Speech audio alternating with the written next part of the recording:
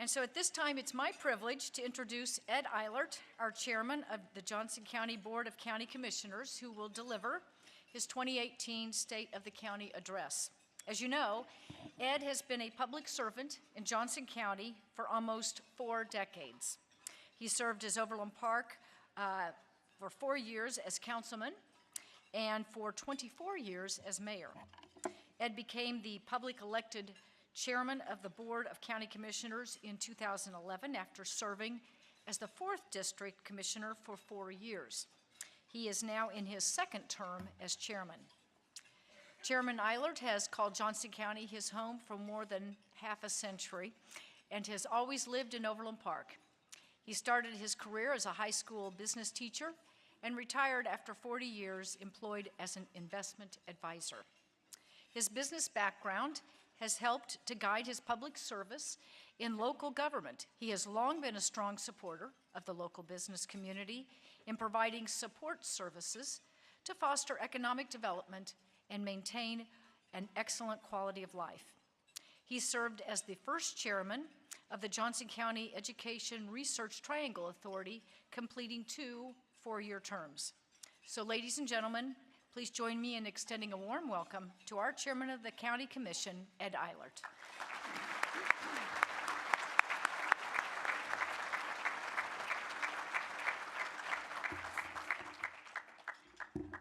Well, Lisa, thank you very much, and please continue eating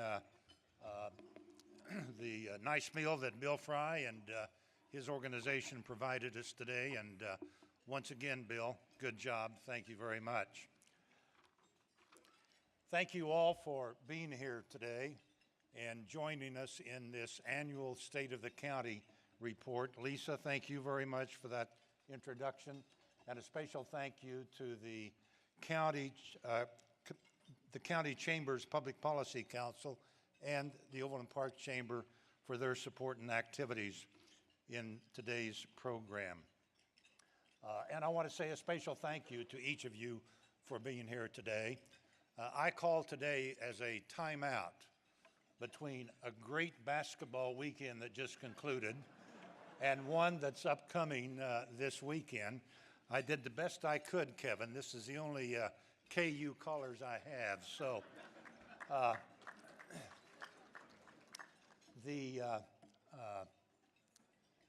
it's going to be another exciting weekend, I'm sure, with KU Jayhawks and the 2 young men from Blue Valley Northwest who are on the Loyola team. So enjoy those celebrations and those basketball games. I do want to recognize some individuals who are with us here today. And Representative Yoder, thank you very much for being with us today. I did offer the speech time to him, but he declined. So also, I want to introduce special recognition members of the County Commission who are with us today. Jim Allen, who is Vice Chair and represents the 2nd District. Steve Klicka from the 3rd District. Jason Osterhaus from the 4th District. Michael Ashcraft from the 5th District. And Mike Brown from the 6th District. And Ron, you thought I'd left you out.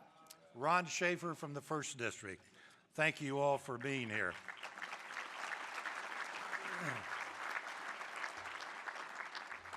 I also want to recognize some others who are in attendance.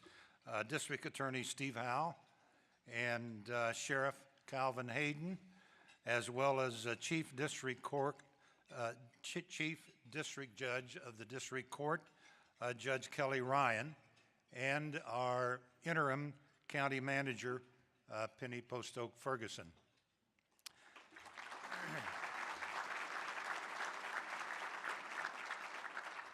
I would also like to say a special thank you to former County Manager Hannes Zacharias for his 16 years of public service to Johnson County. We wish him well in whatever his future endeavors.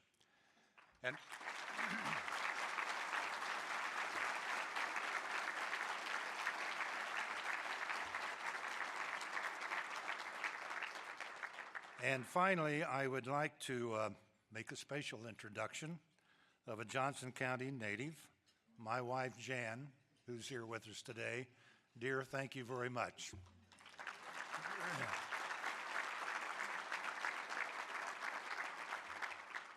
The annual State of the County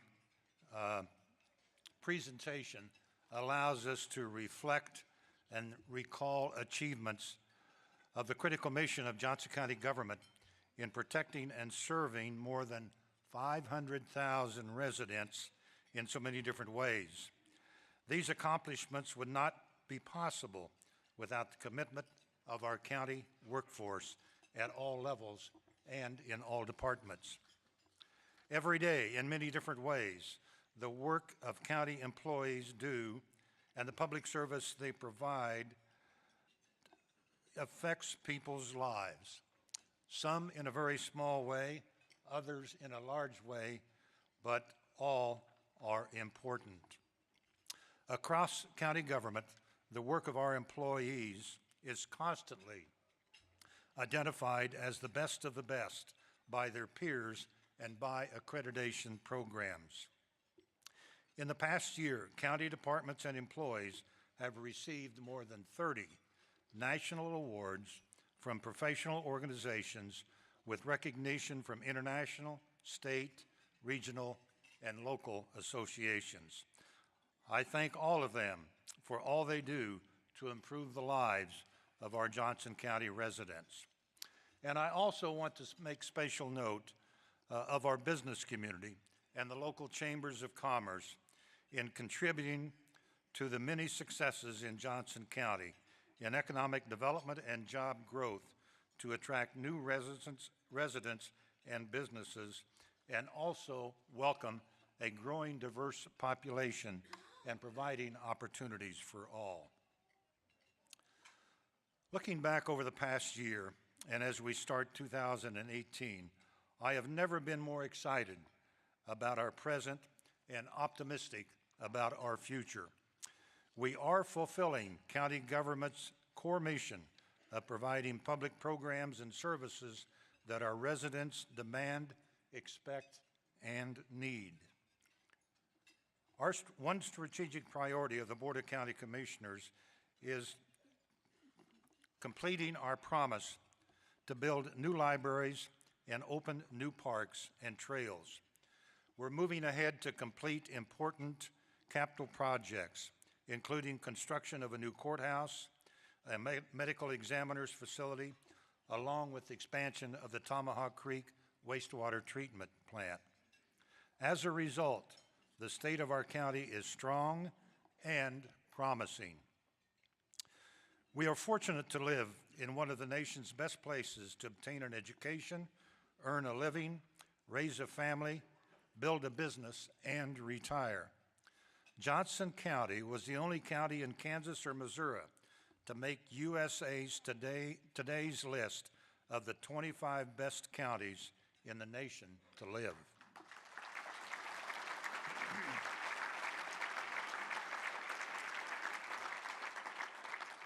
Our county was ranked number 23 out of more than 3,000 counties in the country. That puts us in the top 1%. Our highly educated population is one reason USA Today counted us among the best of the best. Almost 54% of county adults have a bachelor's degree, the largest percentage in Kansas and far above the national college attainment rate of 30%. Education, including skills, training, is the foundation supporting economic development in our county. Our residents agree with USA Today. The highest satisfaction rating in the 2017 community survey was 97% for our county as being a great place to live. 96% of our residents rated Johnson County as a great place to raise children, and 90% as a great place to work. The county's public safety services received a 92% rating in that 17 survey. All percentages in the latest survey were far higher than national and large county averages. The numbers reflect the good work of all of our communities. I would like to share with you some of the other data that I think support the USA Today ranking, making Johnson County tops in the nation. Ending 2017 and heading into the first quarter of this year, we continue to have a very strong economy in our county. According to the County Economic Research Institute, CERI, the jobless rate for Johnson County as of December 2017 was only 2.5%. The county's year-ending jobless rate was better than the Kansas rate of 3%, the Kansas City Metro rate of 3.3%, and the national rate of 3.9%. Since employment growth resumed following the Great Recession, nearly 48,000 jobs have been created in Johnson County, which accounts for 75% of the total employment growth statewide. By the third quarter of 2017, the latest data available from the U.S. Bureau of Labor Statistics, Johnson County was home to 23,800 businesses employing nearly 344,000 workers. That represents 1 of every 4 jobs in Kansas. Retail sales in Johnson County totaled more than $12.5 billion. That was a 2.3% increase in 17 and represented 26% of all retail sales in Kansas. In addition, the county's housing market had a 21% increase in building permits for single-family units, ending the year with the issuance of more than 2,000 permits. And according to the appraiser's office, the average price of all homes sold in Johnson County last year rose to more than $314,000. The increase can be attributed to low supply in segments of our housing market and the huge demand for those particular homes. Now, let's talk a little bit about some county bottom lines regarding county government. The county's annual budget reflects a common sense balance to address the needs of our residents and support positive change for our entire community and investment in our future. It's always important to remember 2 things about our county budget. First, it's always balanced, and second, our county mill levy remains the lowest in Kansas for county government operations out of the 105 counties in the state, and included a mill levy reduction for 2018. Property, sales, and other taxes account for about 47% of the budget revenue. Charges for services provide 26% of the funding, with the balance coming from other revenue sources, including 8% from intergovernmental funding by state and federal governments. And on the debit side of the ledger, 24% of our budget goes to infrastructure, including wastewater. 23% goes to pay expenditures for public safety, judicial, and emergency services. Another 23% is set aside for budgeted reserves. Reserves are important to maintain Johnson County's AAA GO bond ratings by the nation's bond rating agencies. Top bond ratings affirm our stewardship of taxpayer funds and reflect our fiscal strength and allow county government to finance critical improvements at the lowest possible interest cost to our residents. The county budget funds important projects to build, improve, and maintain infrastructure that benefits all of Johnson County. It includes the 2018 Capital Improvement Plan that funds wastewater, roads, and stormwater projects in more than a dozen cities, new voting machines for the election office, and ongoing improvements to the county's parks and library systems. Our parks and libraries continue to receive the highest marks from county residents. In 2017, the Johnson County Park and Recreation District earned high praise in a professional review and was awarded the National Gold Medal for excellence in park and recreation management. Ongoing work on our park systems projects will be evident this year with the completion of several facilities. The Phase 1 opening of Big Bull Creek Park between Edgerton and Gardner will be celebrated later this spring.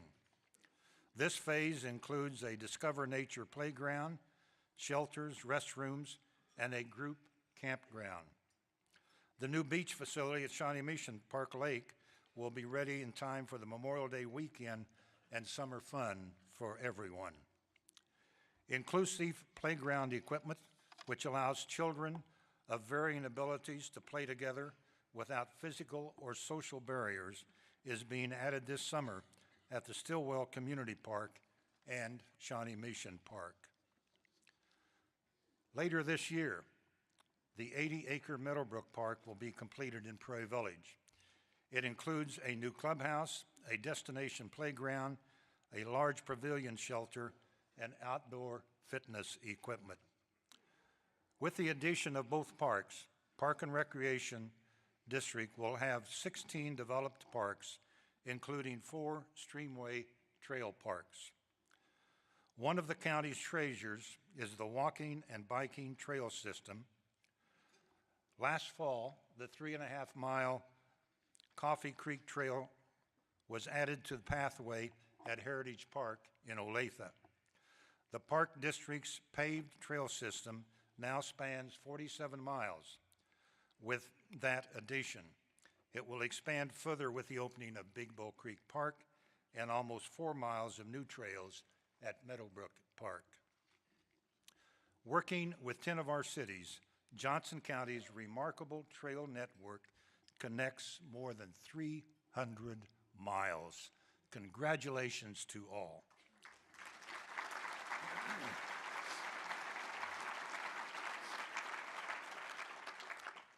The Arts and Heritage Center opened in June of 2017. Through the end of the year, spanning only 7 months, the center was very popular, attracting more than 32,500 visitors to participate in classes and programs, enjoy 7 indoor theater productions, and attend 149 events in the event space. The Johnson County Museum was equally busy, with almost 45,500 participants in tours and programs, including the very popular Kidscape area. The Museum Foundation added 1,800 new members in that 7-month period after having only 273 memberships in 2016. All across our community, we are working together with local governments, educators, and employers to develop a ready and reliable workforce. Project Search, a unique program at Johnson County Developmental Supports, is an education and employment effort in workforce development for individuals with intellectual or developmental disabilities. Participants complete internships in Johnson County government and at the Olathe Embassy Suites Center to learn marketable, transferable work skills. The goal is employment for each intern.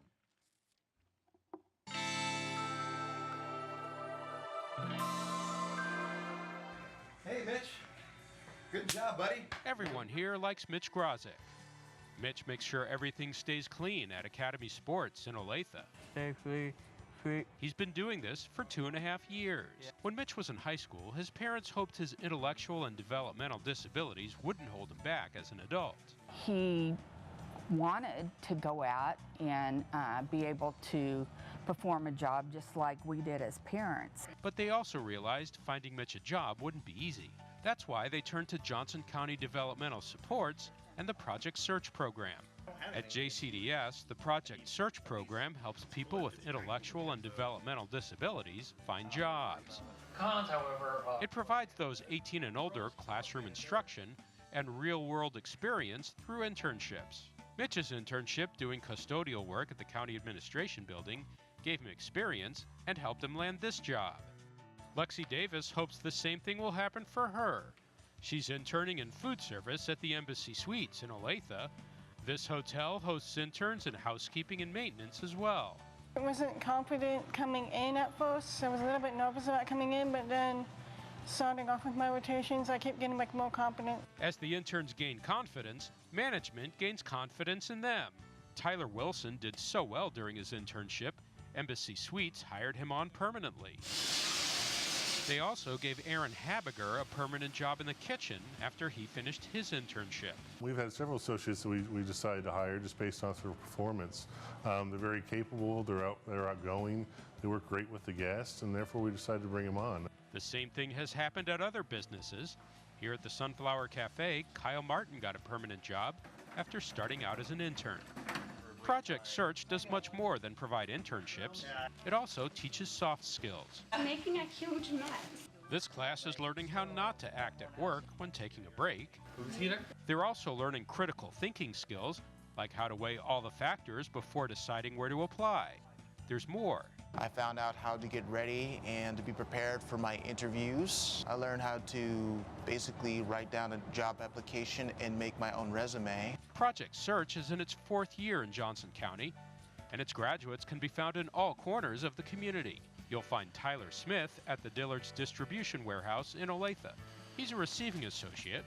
Benjamin Wetzel, shown here with his job coach, is working as a correspondence coordinator for Sunflower Health in Lenexa. And Jacob Jarris already had a job sacking groceries when he entered Project Search, but he was capable of far more.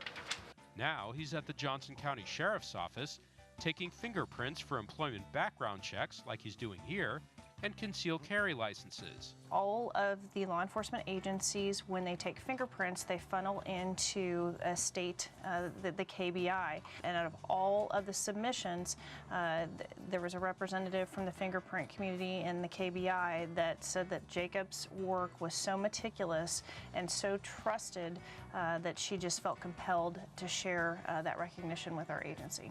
The success story of Project Search also translates into numbers, like the percentage of graduates who find jobs. Traditionally, when we're doing employment services for individuals with intellectual and developmental disabilities, we are very, back in the day, happy to have a 30% or would have about a 30% success rate. In Johnson County, Project Search has an 83% success rate the last 3 years, finding employment in the community for 28 individuals. How's it going? Great.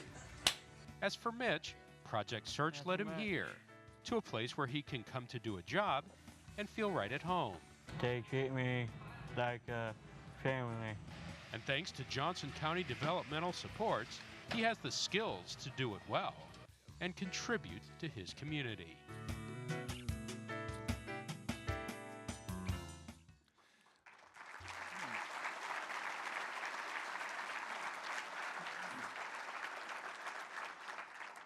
Project Search graduates are highly motivated employees entering the workforce.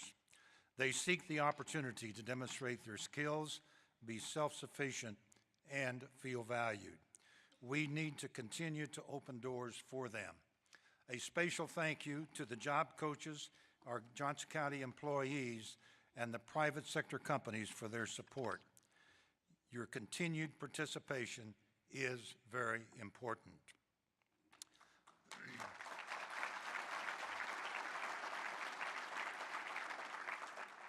Bridging the gap between skilled jobs and qualified applicants requires ongoing community focus. Students and residents must have access to the education and training they need in order to achieve a lifetime of success. A qualified and skilled workforce is critical to continue to attract and retain businesses. The primary focus for organizations such as Workforce Partnership in Johnson, Wyandotte, and Leavenworth County is workforce development. With a newly opened office in Lenexa, the Workforce Partnership provides professional expertise and services that meet the needs of both job seekers and employers throughout the region. Workforce Partnership, along with regional partners, recently began a program with the county's Department of Corrections to train clients to become construction workers. The new program involves probation-eligible offenders who are learning a variety of skills, such as framing, electrical, heating and air conditioning, and plumbing, learning this training from participating contractors. Keely Schneider, Executive Director of Workforce Partnership, shares with us other ways the organization is continuing local employers, is connecting local employers with qualified job applicants.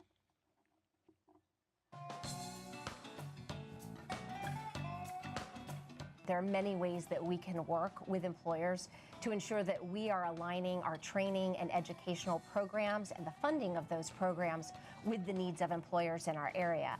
And customized training is one of the many ways that we can do that. We are really excited because we are in the process right now of developing this type of custom training program for biosciences. This is for a particular position that is an entry-level tech position in their manufacturing area. We are working collaboratively with Johnson County Community College. When you're customizing a training program, it is really tailored to the exact needs of that employer. So you're creating a situation where someone is being trained so specifically, that employer has a great incentive to hire them because they know they're going to know the job. And the way we're working our custom training is that it's not just part of a classroom environment. We're taking that knowledge that they gain in the classroom and we're putting them into an on-the-job experience so that they further train. Many of you may know that we sit in the animal health corridor, and those manufacturers are very important. They're vital to the bioscience economy. So we're seeing a lot of these vacancies because of the growth of those companies. There just aren't enough people trained in that area. So that's what we're hoping to alleviate. More and more people are understanding that human capital development is economic development. It's at the heart of it. Thank you, Keely.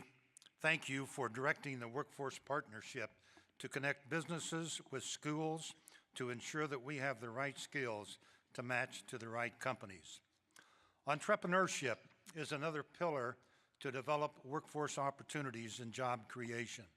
The Enterprise Center of Johnson County, partially funded by Johnson County government, along with foundation grants and private dollars, was organized in 1995 to stimulate local and regional business creation and employment. The Enterprise Center of Johnson County continues to be a leader, providing affordable office space, consultation, mentoring, education, and access to capital.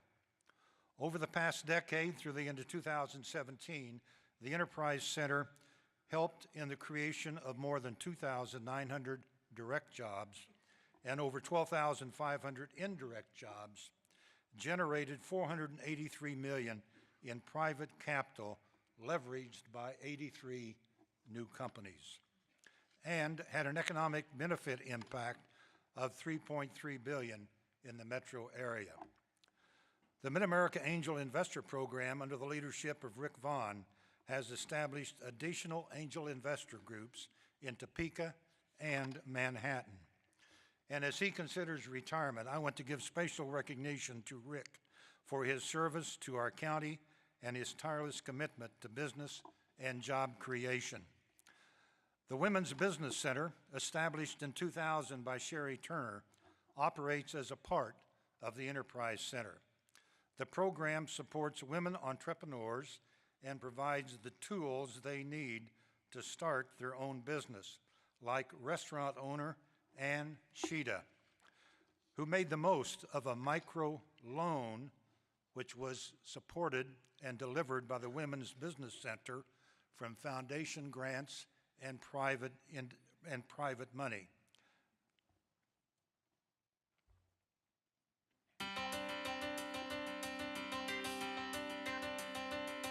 We actually started with an online business. We had smoked cheese, smoked pepperoni, homemade marinara sauce. Eventually it just started getting bigger and bigger, and we just thought, well, let's just open a restaurant. So we went to the Women's Business Center, met with staff member there, showed them our business plan, and filled out some forms. Before you know it, we had a microloan. The WeLend Microloan Program is a program we started out of the Women's Business Center. And it's to really provide additional funding for business owners that can't get traditional bank funding. It's intended for micro enterprises that have less than 5 employees. Anywhere from $2,500 to $25,000 based on what the needs are for the business owner. We had the dream, but we didn't have necessarily the finances for the dream. And that microloan got us started to the point where we could build. Had it not been for them, we wouldn't have gotten the momentum that we needed to get to where we are now. It's very true that businesses at different stages in their growth need access to capital, and it's just to get over those hurdles to actually stay in business. Now we're ready for maybe a standalone and to have a presence more in the downtown area and play with the big guys. We're a nonprofit that's free consulting services.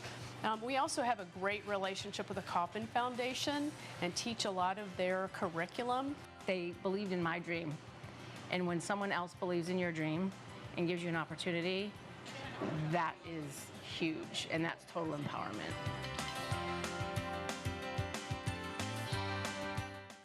And thank you for sharing how the Women's Business Center has helped you as an entrepreneur. And Sherry, thank you for your outstanding leadership and direction. And thanks to Rick, CEO George Hansen, support staff, and the board of directors for their work at the Enterprise Center as they continue to build a foundation for new business opportunities in Johnson County. Area high schools and Johnson County Community College provide advanced technical and mechanical skills training and certifications in a wide range of areas. The message we must share is clear. The opportunity to train or retrain is available here in Johnson County. You can gain a marketable skill by using those resources. I want to take a quick look at what's happening in the southwest part of Johnson County. Since October 2013, nearly 4,000 jobs have been created at the BNSF Railway Intermodal and Logistic Park Kansas City in Edgerton. The thriving complex of businesses, warehouses, and distribution centers attract new tenants with plans to expand, resulting in hundreds of jobs, new jobs in 2018 and beyond. A reliable, accessible transportation system focused on the mobility of our residents and workers is one of the strategic priorities of the Board of County Commissioners. Starting in April, Johnson County government, in partnership with the Kansas City Area Transportation Authority, will provide a new Ride KC bus service to connect workers and job seekers in the metro to employment centers in the Gardner and Edgerton area. This service will be the first reverse commute route designed specifically as a job connector in the region, with morning, afternoon, evening, and weekend schedules to meet shift times at the logistics park. And I want to say a special thank you to the Kansas Department of Transportation, which provided $168,000 in program funds for the new commuter service with daily morning and afternoon trips from the Three Trails Transit Center in South Kansas City. It is a win-win for both employers and employees who are working and doing business in Johnson County. Details of the design of the new Johnson County Courthouse were presented to the commissioners last week. The project in downtown Olathe will begin construction after a groundbreaking in July. The 28 courtroom facility is expected to open near mid-year 2021 to serve the community's justice needs for the next 75 years and beyond. The site of the existing courthouse will become green space for a court square. Construction of the new medical examiner's facility near the county's crime lab will start with a groundbreaking by the end of this year. The facility will be completed in late 19 and fully operational in 2020. Both important projects are funded by a 10-year quarter-cent public safety sales tax that voters approved in 2016. The new Lenexa Library is an example of city-county teamwork. The county is working with Lenexa as part of the City Center ongoing development. Construction of the new branch began in late 2017 and will be completed in mid-2019. The opening of our newest library, however, is only a few months away when the Monticello location will be completed in Western Shawnee. It will feature high-tech meeting rooms, a flexible open design that can be adapted as the community needs change, and technology that patrons can use throughout the building. The library's ongoing comprehensive master facility plan also includes rebuilding the Antioch and Corinth branches. The Blue Valley location is also slated to be expanded. The largest capital project in county government's history is the expansion and rebuilding of the Tomahawk Creek Wastewater Treatment Facility in Leawood at 435 and Mission Road. In 2 days, the Board of County Commissioners will be asked to authorize the construction phase of the wastewater project. Decommissioning the plant and excavation work will begin this summer, with major concrete work beginning in early 2019. The Tomahawk Creek facility now treats 7 million gallons per day. That represents 40% of the wastewater collected from parts of Leawood, Olathe, Overland Park, and Prairie Village. The remaining 60% is sent on to Kansas City, Missouri for treatment at steep and rising rates. The Tomahawk Creek facility is scheduled to begin treating all wastewater flow by the end of 2021. That will end the costly need for Kansas City to treat our wastewater flow from this site, saving more than initially $16 million annually, and long-term, the savings will be in the hundreds of millions of dollars. The upgraded facility is also intended to meet stricter federal environmental standards.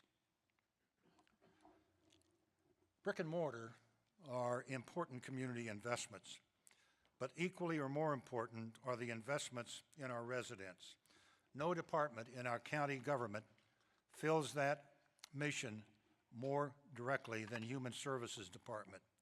It serves as a central safety net and lifeline for senior adults, children, people with disabilities, and low-income families. Last year, the department provided housing assistance to more than 3,000 residents. 43% of them were children. More than 3,700 rides were provided to residents through the Catch a Ride program. The Meals on Wheels program and its dedicated volunteers delivered more than 212,000 meals to help seniors live independently in their homes for as long as possible. These programs would not be available without the tremendous volunteers who provide the rides, deliver the meals, staff the food pantries, and help in other programs. In 2017, 26,000 hours of community service were provided by 1,200 volunteers. Amazing. Another important human service is provided by the Mental Health Center. Mental health issues touch 1 in 5 people over the course of a lifetime. And we know that with treatment and support, improvement and recovery is possible. Our mental health professionals continue to work with community partners to identify and implement effective strategies and public awareness regarding ongoing concerns about opioid and substance abuse and suicide prevention. The Mental Health Center 24/7 crisis line received more than 12,000 calls last year in responding to mental health crisis and talking with residents at risk in our county. With $150,000 in funding from United Healthcare, our Mental Health Center is the first provider in the nation to participate in a year-long pilot in partnership with Dartmouth College that provides transportation for patients to medical services and other appointments, including employment. In the first 3 months of the project, 429 rides were provided, resulting in clients missing fewer appointments and securing and keeping their jobs. Another strategic priority is development and implementation of a comprehensive plan to support, integrate, and use county government data and online systems to serve all of our residents. With the Johnson County DMV office, if you need to review a vehicle registration, standing in line has become the least desired option for residents. 78% of the more than 465,000 renewals in 2017 were done online or by mail. Another 4% of the renewals were completed through the new self-service kiosk at each DMV office. For those who need to visit the DMV office in person, a QLess app allows those individuals to check in online and join a virtual line, providing text messages and updating them on their wait times. The election office recently unveiled a new website, the first redesign in 12 years, to make it easier for the approximately 400,000 county voters to review election information, important dates, and candidate filings as the county prepares for the upcoming fall elections. Later this week, the Johnson County Park and Recreation District will launch a new website that's fully optimized for mobile devices, improving accessibility to information by being user-friendly and compliant with Americans with Disabilities Act. Other digital advantages and technological advances are in the works. The Department of Technology and Innovation is now putting together a comprehensive strategy to include replacing the county's main website with a user-centric, service-oriented website that works on any mobile device, completing a mobile app for residents to conduct county business or connect to county resources and services, and continuing to maintain and enhance the county's ongoing cybersecurity efforts to protect all data, all information, and the county's computer system from cyber threats. It's important for county government to review and implement these activities for two reasons. It makes good business sense to improve efficiencies and to protect county and residents' data. One of our growing challenges is the necessity for highway improvements. Traffic congestion and bottlenecks on our road system are inconvenient as well as unsafe. I think we can all identify the main problem areas such as I-35 and 75th Street, 191st Street and I-35 interchange, US 69 Highway south of 119th Street, K-10 Highway west of Ridgeview Road, and the last section of the Gateway Project. Maintaining our highway system remains a high priority. It ensures highway safety, enhances the mobility of our residents and visitors, and supports our economy by moving product and people more efficiently. It's a roadmap to continued success. In Topeka, there is pending legislation establishing a transportation task force for the future highway program.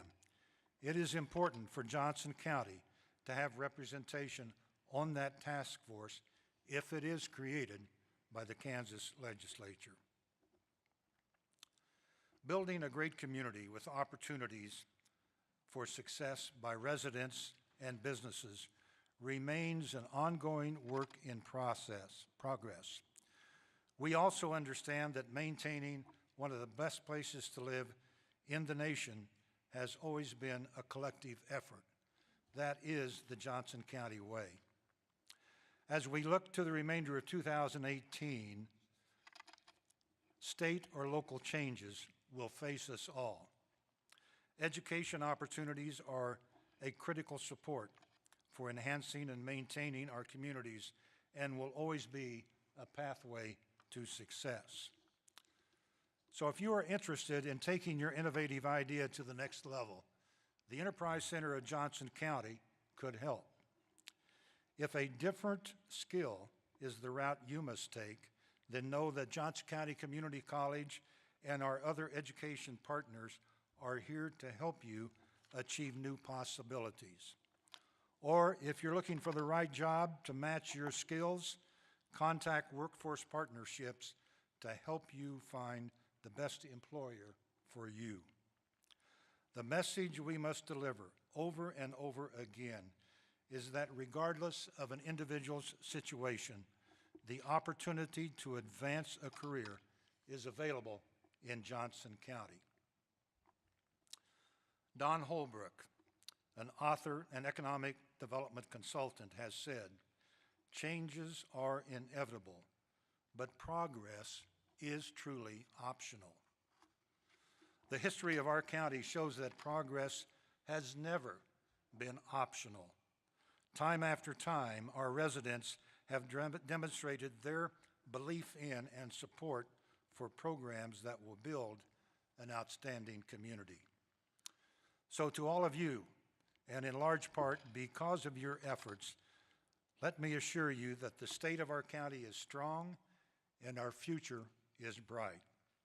Thank you all for joining us today. Have a great 2018.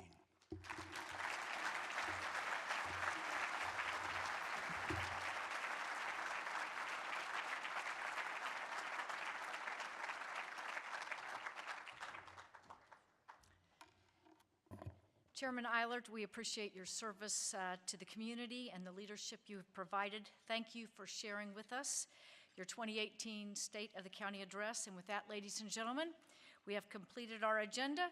Thank you for joining us. We stand adjourned.